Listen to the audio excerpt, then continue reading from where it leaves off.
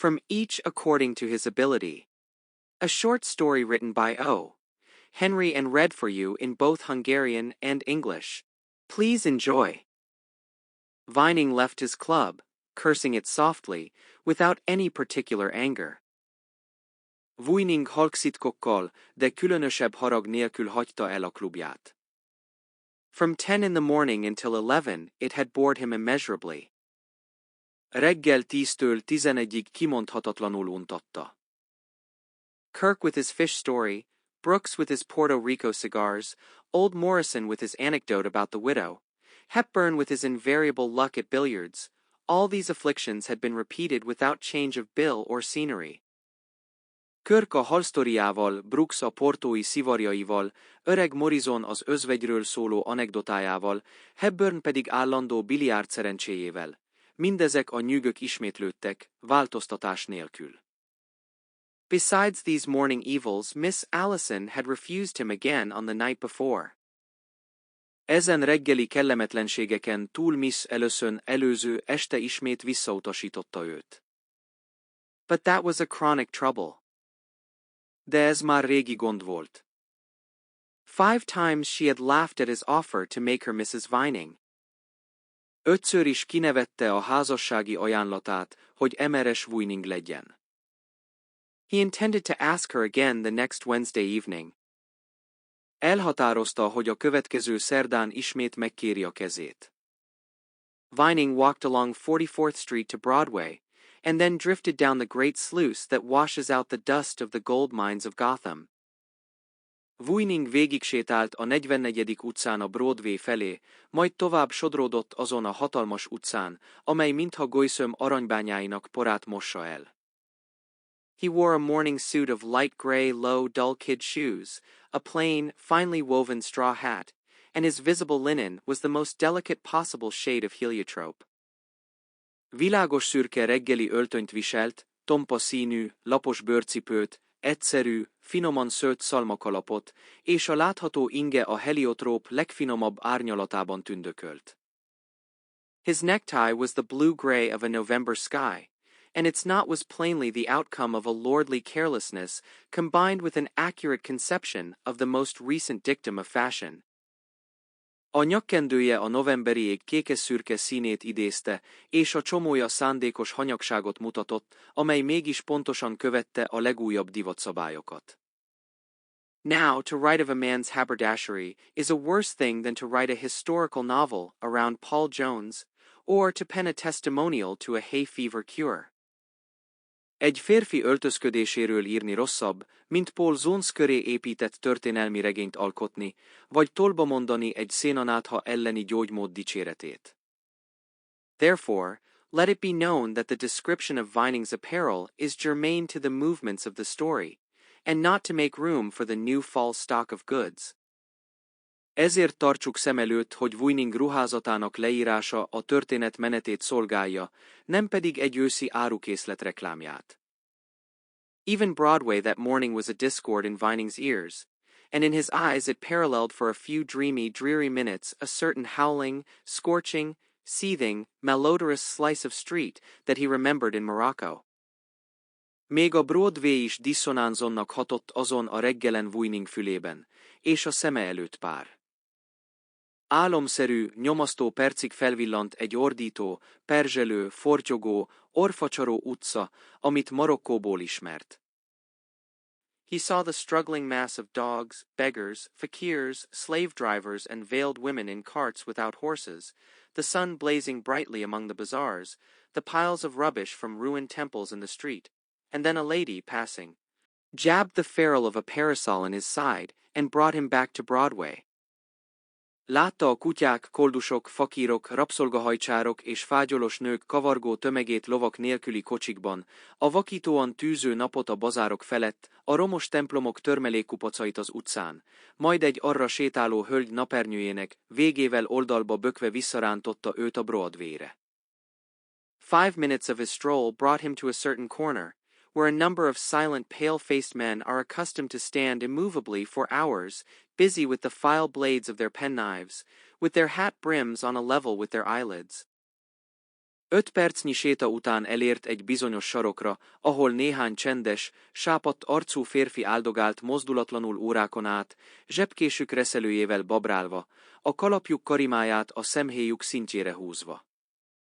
Wall Street speculators, driving home in their carriages, love to point out these men to their visiting friends, and tell them of this rather famous lounging place of the crooks.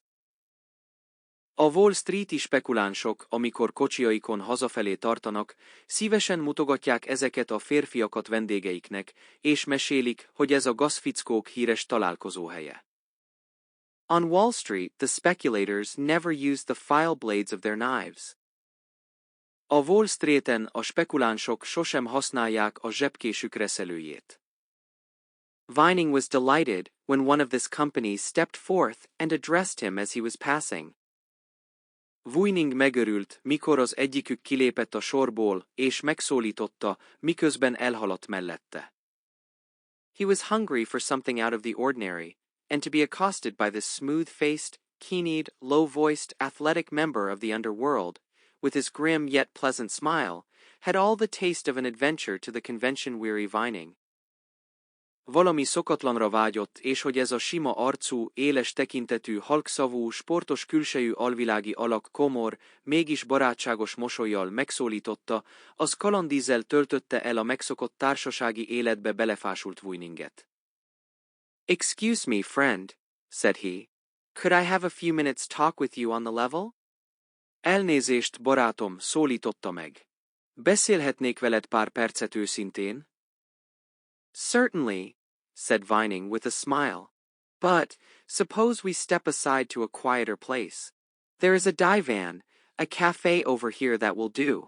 Shrum will give us a private corner." Persze, felelte Vining mosolyogva. De menjünk inkább egy csendesebb helyre.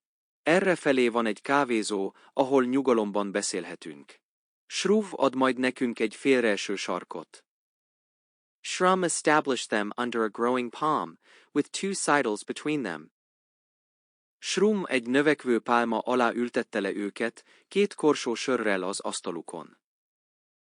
Vining made a pleasant reference to meteorological conditions, thus forming a hinge upon which might be swung the door leading from the thought repository of the other.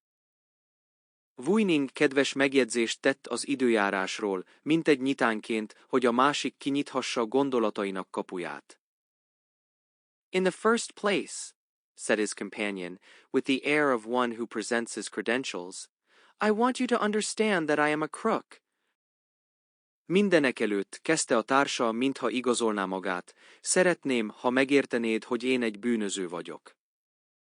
"Out west I am known as Rowdy the Dude." Nyugaton Rowdy the Dude néven ismernek.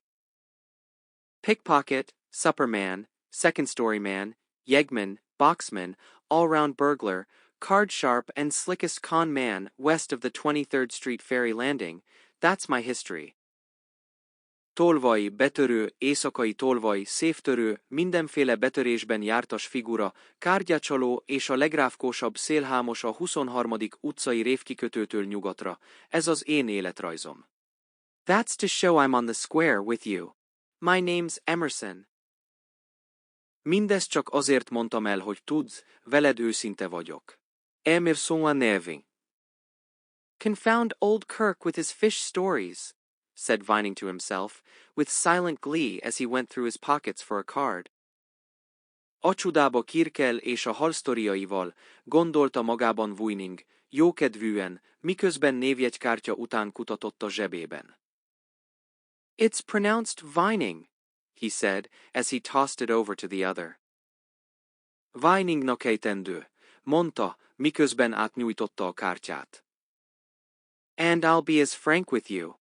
I'm just a kind of a loafer, I guess, living on my daddy's money. És hogy veled is nyílt legyek. Azt hiszem, csak egy naplopó vagyok, aki apja pénzéből él. At the club they call me left at the post.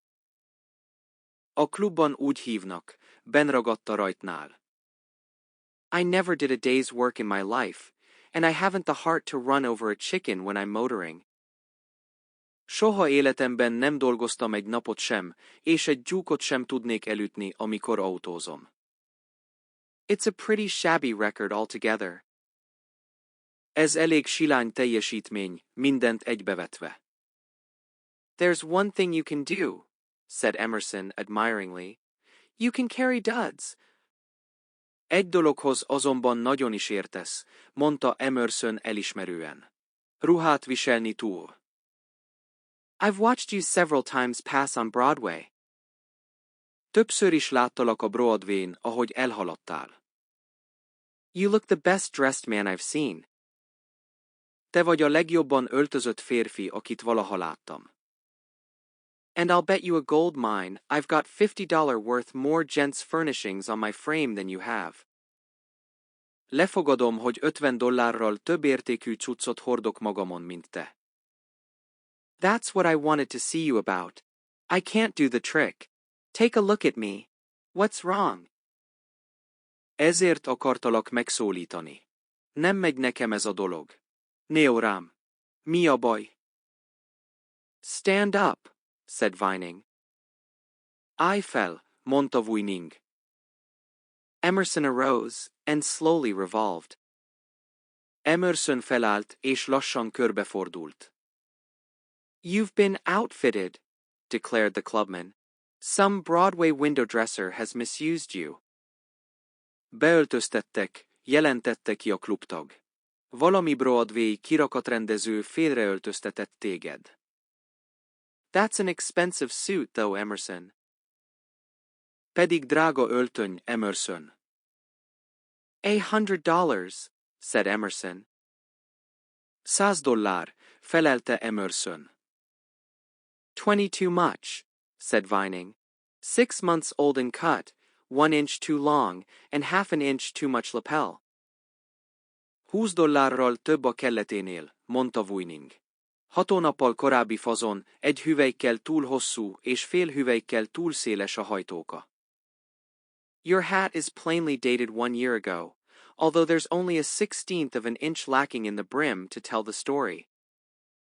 A kalapod szemmel láthatóan tavalyi darab, bár csak egy hatod hüvelyk hiányzik a karimából, hogy ne legyen észrevehető.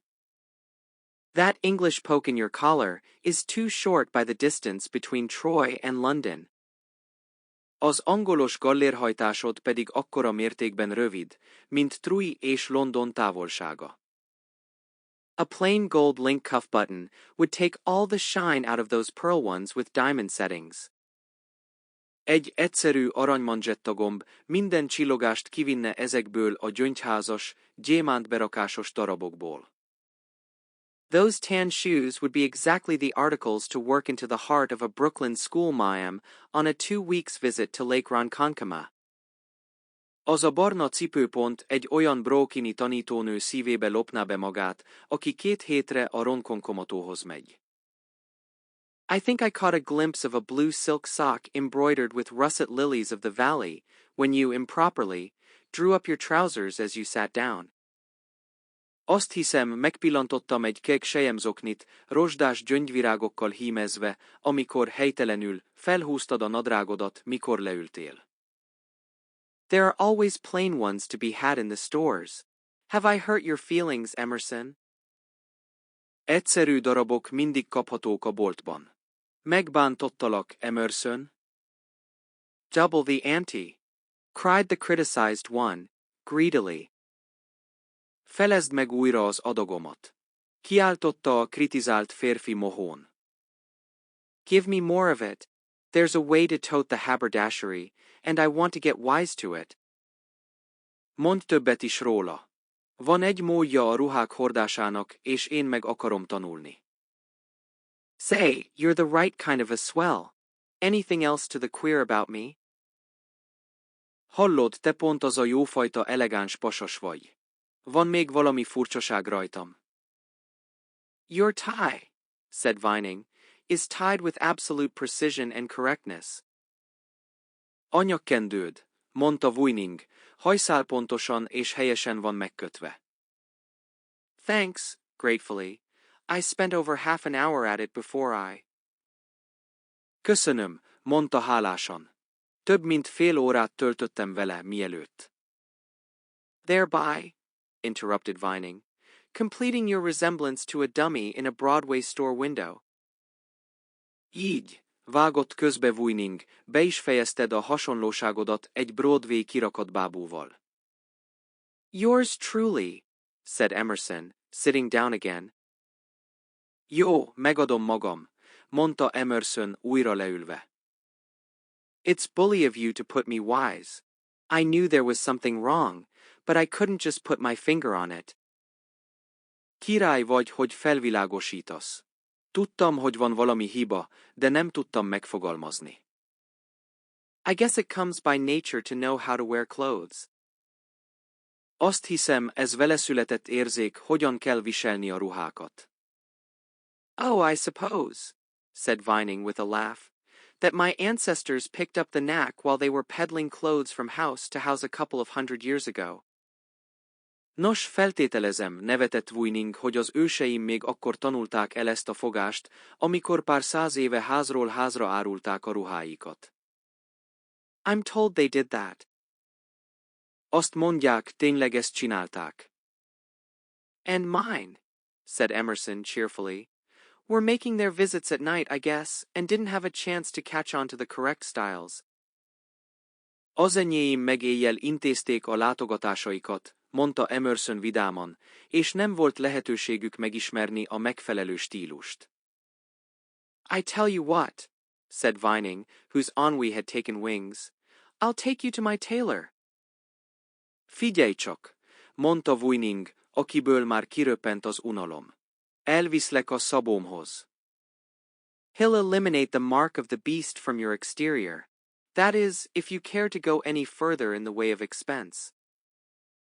Ő majd eltünteti a vad jegyét a külsődről. Persze csak ha vállalod a további költséget. Play him to the ceiling, said Emerson, with a boyish smile of joy. Ráteszek mindent, mondta Emerson fiús lelkesedéssel. I've got a roll as big around as a barrel of black-eyed peas, and as loose as the wrapper of a 2-for-5er. Van egy tekintélyes kötek pénzem, olyan vastag, mint egy hordónyi szárazbab, és lazán össze van fogva, mint egy olcsó szivar csomagolópapírja.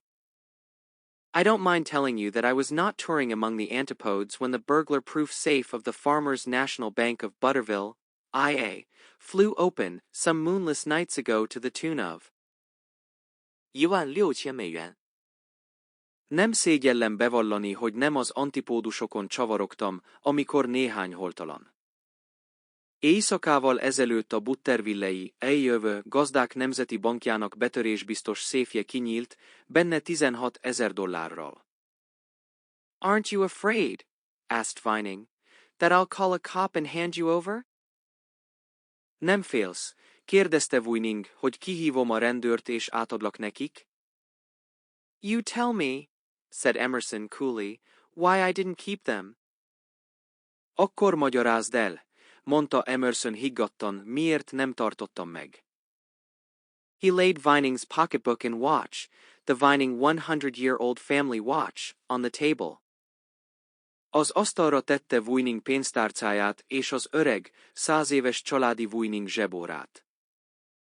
Man, said Vining, reveling, did you ever hear the tale Kirk tells about the 6-pound trout and the old fisherman? Ember, mondta Vining jókedvűen, hallottad valaha Kirk sztoriát a 6 fontos pisztrángról meg az öreg halászról? Seems not, said Emerson politely. I'd like to. Nem emlékszem, felelte Emerson udvariasan. Érdekelne. But you won't, said Vining. I've heard it scores of times. That's why I won't tell you. De nem fogod, mondta Vining. Már tucatszor hallottam. Ezért nem mesélem el. I was just thinking how much better this is than a club. Csak arra gondoltam, mennyivel jobb ez, mint a klubban ücsörögni. Now, shall we go to my tailor? Nos, menjünk akkor a szabómhoz. Boys and elderly gents, said Vining, 5 days later at his club, standing up against the window where his coterie was gathered, and keeping out the breeze. A friend of mine from the West will dine at our table this evening. Fiúk és idősebb urak, mondta Wuining 5 nappal később a klubban, az ablaknál állva, ahol a társasága gyülekezett, és elzárva a beáramló levegőtől, egy nyugati barátom csatlakozik hozzánk ma este vacsorára. Will he ask if we have heard the latest from Denver? Said a member, squirming in his chair. Azt fogja kérdezni, hogy hallottuk-e a legújabb híreket Denverből? Kérdez 10 egyik tag fészkelődve a székében. Will he mention the new 23-story Masonic temple in Quincy, Illinois? Inquired another, dropping his nose glasses. Szóba hozza majd az új 23 emeletes szabadkőműves templomot Quincyben, Illinoisban. Érdeklődött egy másik, miközben leesett az orráról a pápaszem. Will he spring one of those western Mississippi River catfish stories in which they use yearling calves for bait? Demanded Kirk, fiercely. Előhozakodik majd egy olyan nyugati Mississippi folyói harcsasztorival, ahol egyéves borjakat használnak csalinak. Vágott közbe Kirk dühötten. Be comforted, said Vining. He has none of the little vices. He is a burglar and safe blower and a pal of mine. Nyugodjatok meg, mondta Wuining. Egyik ilyen apró idegesítő szokása sincs. Ő egy betörő és széftörő, meg egy haverom. Oh, Marianne, said they. Must you always adorn every statement with your alleged humor? Nem, Marianne, mondták erre. Muszáj mindig ilyen viccesnek tűnő állításokkal feldobnod mindent?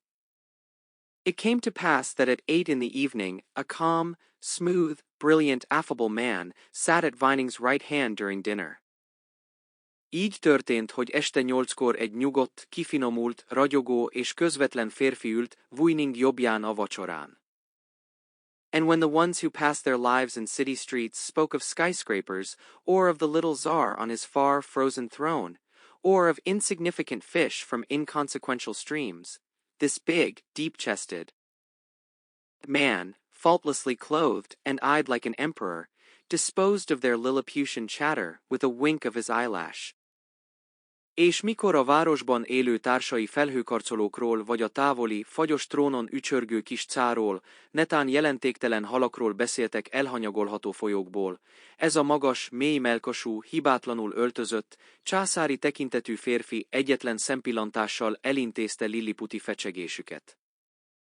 And then he painted for them with hard, broad strokes a marvelous lingual panorama of the West. Majd kemény, széles ecsetvonásokkal egy csodálatos szóképet festett nekik a nyugatról.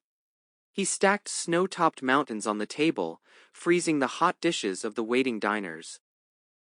Hófötte hegyeket rakott az asztalukra, mintha jegesre dermesztette volna a meleg ételeket.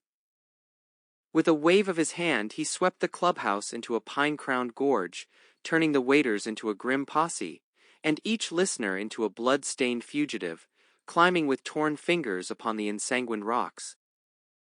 Egy mozdulattal egy fenyővel borított szurdokká varázsolta a klubhelyiséget, a pincérekből komor fegyveres csapatot csinált, a hallgatókból pedig véres ruhájú menekülteket, akik sebes ujjakkal kapaszkodnak a véráztatta sziklákon.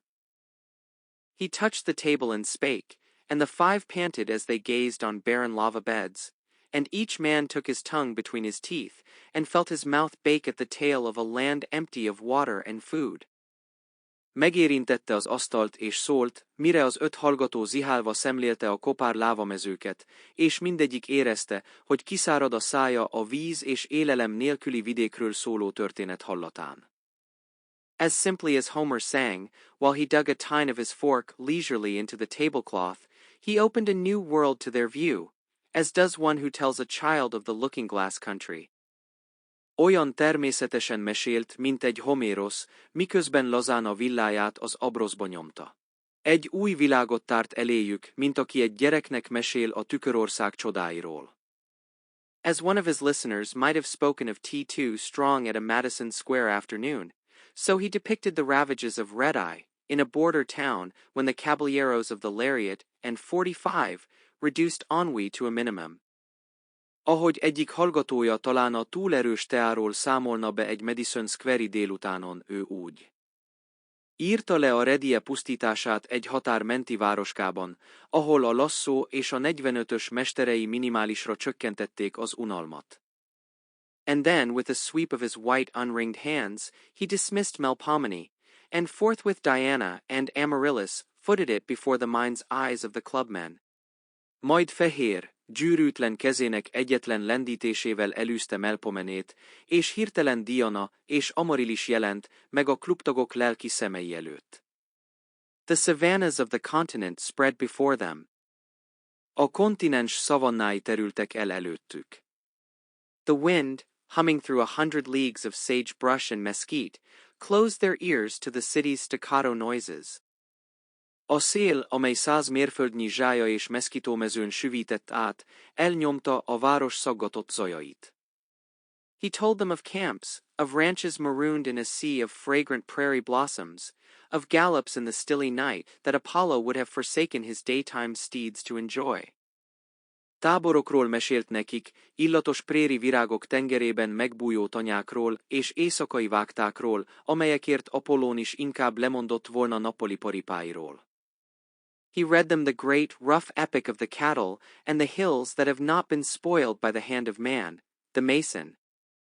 Eléjük tárta a marhák és hegyláncok nagyszabású, nyers eposzát, melyet még nem tett tönkre az ember, a kőműves keze. His words were a telescope to the city men, whose eyes had looked upon Youngstown, and whose tongues had called it west. A szavai távcsőként szolgáltak a városi emberek számára, akik Youngstont, Ohio látták, és azt nevezték nyugatnak. In fact, Emerson had them going. Valójában Emerson teljesen elvarázsolta őket. The next morning at 10 he met Vining, by appointment, at a 42nd Street café. Másnap reggel 10-kor megbeszélt találkozó szerint futott össze Vininggel egy 42. utcai kávézóban.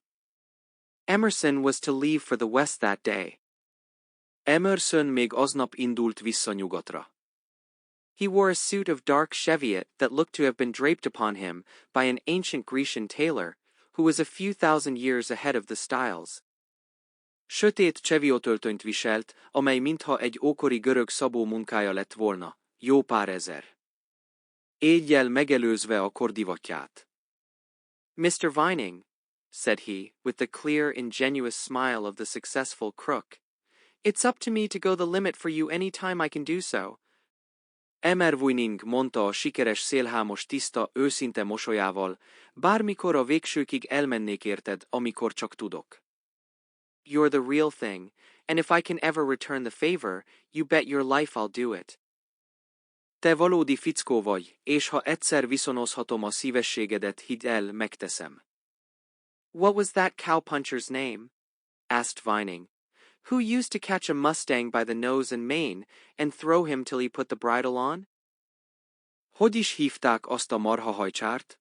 Kérdezte Vining. Aki úgy fogott meg egy mustangot, hogy az orránál és a sörényénél ragadta meg, és addig forgatta, míg fel nem rakta a kantárt. Bates, said Emerson. Bates, mondta Emerson. Thanks, said Vining. I thought it was Yates. Kösz, mondta Vining. Azt hittem, Yates volt. Oh, about that toggery business, I'd forgotten that. Ja, a szerkós dologról jut eszembe, már el is felejtettem. I've been looking for some guy to put me on the right track for years, said Emerson. Évek óta kerestem valakit, aki a helyes útra terel, mondta Emerson. You're the goods duty-free, and halfway to the warehouse in a red wagon. Te vagy a tökéletes áru, vámmentesen, és már félig a raktárban egy piros kocsival. Bacon, toasted on a green willow switch over red coals, ought to put broiled lobsters out of business, said Vining. A fűzvesszőn, vörös paráson sült szalonna minden grillezett homárt kiüt a nyerekből, mondta Vining.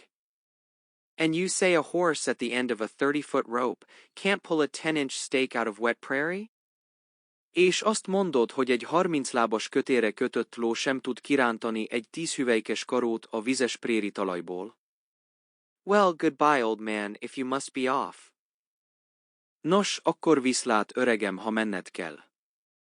At 1 o'clock Vining had luncheon with Miss Allison, by previous arrangement. 1 órakor Vining előre megbeszélt ebédre találkozott Miss Allisonnal. For 30 minutes he babbled to her, unaccountably, of ranches, horses, cannons, cyclones, roundups, Rocky Mountains and beans and bacon. 30 percig fecsegett neki érthetetlen lelkesedéssel farmokról, lovakról, kanyonokról, forgószelekről, terelőakciókról, a Sziklás-hegységről, meg babról és szalonnáról. She looked at him with wondering and half-terrified eyes. A lány csodálkozó és félig rémült szemekkel nézett rá. I was going to propose again today, said Vining cheerily, but I won't. Ma újra meg akartam kérni a kezed, mondta Vining vidáman, de mégsem teszem. I've worried you often enough. Eleget gyötörtelek már ezzel. You know Dad has a ranch in Colorado. What's the good of staying here? Tudod, apámnak van egy farmja Coloradóban. Mi értelme van itt maradni? Jumping jonquils. But it's great out there. Az ég szerelmére, ott kint fantasztikus az élet. I'm going to start next Tuesday. Javo kedden in Delocas. No, you won't, said Miss Allison. Nem fogsz, mondta Miss Allison. What? Said Vining. Tessék, kérdezte Vining.